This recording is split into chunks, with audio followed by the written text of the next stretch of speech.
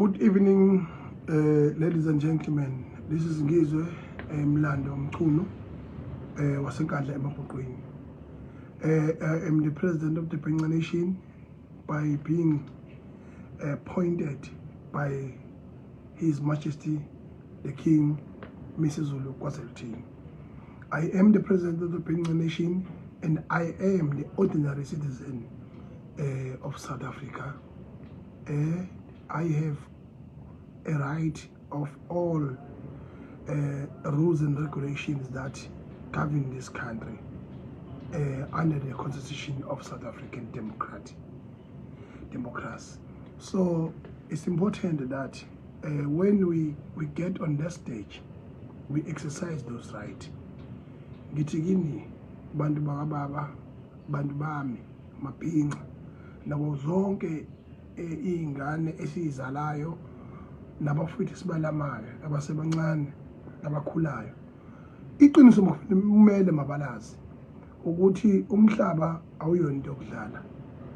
Umhlaba safica abantu abenzi isimangaliso phezu komhlaba, sifica sebesichazela okunye, kodwa when you zoom in you can see ukuthi khona iphutha lenzeka.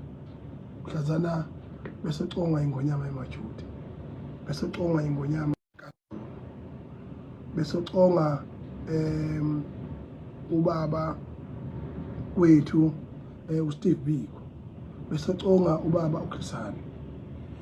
Yingakho izinto eziningi zingazuzeki phezu kwalelizwe as a result of ukuthi people take everything to heart and kill the vision. But amazwi ashiwo ubaba uKhrisani ubaba uSteve Biko yokuthi you can kill me, but the idea that I live for will live forever. Same thing applies to me. I'm a Zulu by born. I'm fearless. If it happens that I have to challenge my peers that amongst us in the Zulu kingdom, in the Zulu nation, let it be, because the truth of the matter is that our ancestors are watching us. Umntwana ophinda ngene ngekayivume leyo nto. Ufakazi buvelile ukuthi into engiyikhuluma ekuseni izolo ngihlaseliwe mina, ngifonelwa ucingo umngami engihlase esho ukuthi kufike imoto eyipholo kwehla abantu bayibiza ngamaphoyisa, ngamlalela. Ophinda kwafonela ufona umshana wami komunye umuzi wakithi, wathi kufike imoto eArmera kwehla abantu ababili, abanye basale emotweni, bathi bayazobuza mina ngikuphi, base bethi ngiyohamba ngisinda. Emfuna kwalokho manje into eyenzakalayo ngase ngithathe isinqumo soku-addressa i-nation with immediate effect so that I can set the record straight as I did yesterday. Yokuthi asoze umntwana ophinda ngena ivumele yonke. Umntwana ophinda ngena wakwazi ukubekezelela umama kwaMagwaza Msibi. Emchallenge wavula iqembu lakhe le-NFP. Uze wahamba imama nje ngokuyiphathekela umkhuhlane, kodwa akazange ahujwe ngesikali. Wakwazi ukuchallengewa ile nkunzi le enadekho le isigwilisa amabhasi eyino Babyface. Awusekho ke manje uFace angani mana amabhasi asekhona, ikhona yona kodwa uFace awusekho, namabhasi umhlaba nawo asekho. Kodwa ayizange izilokho nje. And wachallengewa insizwa yakwaKhumalo uKhaya. Waze wayithethisa phambi kwabantu. Kodwa mabethi ke ji awu esigodlweni uthola ukuthi bandawonye. Ngoba umntwana ophinda ngene was the most political genius in our province and in our country, that was born in the Zulu kingdom to protect us and to mold us and to usher us into the greater pastures.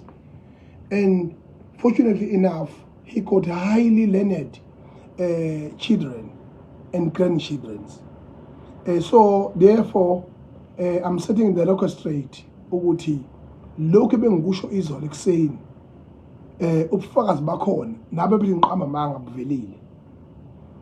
Buvela ngamavideo amaningi enziwa abantu aba more than 10 ama-video ephindeke ngibala indaba zama-poster because anyone has a right to a freedom of speech and freedom of expression. That right remains, but not to a person who is an official and appointed national spokesperson of the IFP and the National Deputy Minister of Transport, Umkhuleko Hlema. He has no right to launch a war against a normal citizen like myself. Eti Kimi. He declared me as a #1 enemy of the IFP. Therefore, all the members of the IFP must know and treat me like one of their enemies. After I've said, Uguti, I'm under attack, I've communicated myself with the National Minister, Baba Senzo Mkhunu, and the National Commissioner, and I also communicated the message yesterday with a provincial premier, Babuntuli. He is the one that gonna send the message to Babu Mkhwanas. In clear things, I've also allowed to go through the rules and to respect the constitution of this country by going and opening the case against all intimidation that happens in my homes, and all the intimidations happens to myself through messages and through videos by Mkhuleko Hlema. Let's start mbu ekuyisona umholi waso oyistar mbu official spokesperson uyena osethe i-record straight wathi mina umuntu nje wenkatha la ngibona khona akangithathe njengesitha. Amazwi oshilo lawo. Ngifuna yazi ke iNingizimu Afrika ukuthi asile uzodlala la. Azile uzosatshiswa la. Angifuna umuntu olegwala. Noma ngabe ukuphi, noma ngabe uyingane, noma ngabe ukuphi. Ma ukhuliswe ngenhlonipho njengami, kodwa lokho khula ulwela amalungelo akho, uyazi into oyifunayo noyiyela phambili nokufanele uyilwele. Ngeke ke thina sizodlala inkatha ihlulwa ipolitiki. They don't have point to point answering izinto engiyidlalile mina njenge normal citizen. Bona bajaha ukuthi kuthiwe ngithengiwe. Ngithenga ubani? Ngithenga ubani? Ubani yena? Ngiyaqala mina ukukhuluma ngabaholi. Ngiyaqala ngigxeka. Mina ngashaya abantu umuntu omudoda avuza amafinyila mina. Akaze ngifune mina. Bagcina ukuba kuhayirisha amaphara bebhenguze bengiphuca ifoni yami. Oh Julius Malema. Kodwa after that bakwazi ukuhlonipha. Bahlonipha nje ukuthi cha, hayi impela asikwazi ukulosa emzingela. Abazi bekwenza lokho. Usihlezekala wangishaya ngesibhakela la idako utshwala. Kodwa African National Congress iyakwazi ukwahlonipha amalungelo ngoba yayingxenye information of the constitution and the code of conduct and idemocracy yalelizwe.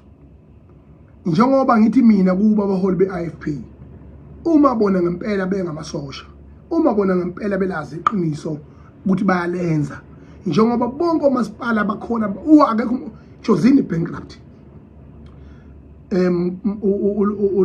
Newcastle bankrupt, Malamodi bankrupt, Majuba bankrupt, Newcastle bankrupt, Uthukela bankrupt. Zululand is extremely bankrupt. Akho ngisho tissue lapha ubaba uKhumalo uthwele kanzima njengoba ephethwe yamasipala. Umhlathuzo is extremely bankrupt. Kumanje iZululand owisha more than 500 million. Njengoba kuzongena almost 2 billion imali ezongena kusasa. Leyo mali leyo 1 billion is gone. Uyekweletini. And lezo zinto lezo kumele sithule ngazo singasho lutho ngazo. Mina ngibanga isimuntu mathenda angibangisa umuntu umsebenzi, angibangisa umuntu intombi namfazi womuntu nezipatsha zami zabafazi imini obangiswayo niyazazi. Kodwa kubalekile angakhe insimu yamuntu mina ngafika ngabe kumjondolo ngathi mina ngiyawakho umuzi wakithi kulensini. Angikwenzi lokho mina, but I'm being intimidated. I've taken a noble decision to respect the South African law and the constitution to open the case against all my enemies. The leader of them all owenza i-oath wafunga phambi kweparlament lokuthi mina Khuleko Hlengwa ngizoprotecta i-constitution yase-South Africa and ngihloniphe ngayo yonke indlela. Ngiphinde futhi ngisebenze under umthetho sisekelo walelizwe kanye le code of conduct yokusebenza as a member of parliament. Uyakwenza lokho, instigated the violence against me. Uthi sa uthi angihlasela ngibulawe, uthi abangithuma uphuthu ngibulawe mina ngidle uphuthu mina luyagoqozwa kuma nje lapho uphuthu kujabule wonke amalungu enkatha nabakade labagcina nenkatha kade yayigcina neqala nje uyibona na uthi ibhisi impela nje ufuna nongiso. Kodwa iqiniso limile ukuthi cha mina ngiyayithanda inkatha, ngakhula ngayo, ngafundiswa yona esikoleni ubutobotho namakhasi ngafundiswa enkatha, nomntwana ophinda yena ngaphila naye iminyaka wazonginika ibusise ejulileyo. Ngihamba ngiyaphesheya engiphelezela wathi mntanami uhambe nesibusiso sami, uhambe nesibusiso sikaZulu, uhambise nesibusiso sikaZulu ogazi lawo ligijima emthanjeni yami. Kade ngiyogcoba opha phesheya. Wawuphi wena star ndini njalo nje. Ngithi ke mina sekwesikhathi ziyakhala manje, angihlehli angisabi kufa ufuseke la. You can kill me today. The history of our life tells us ukuthi ngisho umbulala namhlanje inkinga inomuntu osele uyogulayo odinga ukuyogezwa uyokunenkinga chaze emndenini isosakathi benenkinga lokhu bakwenzeka kwaIsrael bebuye bebulala iqhawe eliwuhlanya uJesu Kristu namhlanje kusaliwe bakhanda propaganda bathi uvukile wathiwa cha udabiwe sasha wakhanda propaganda after 100 years wathiwa hayi befela izolo zethu wathiwa ndaniwe sasha namhlanje kusaliwe njalo nje ziyakhala.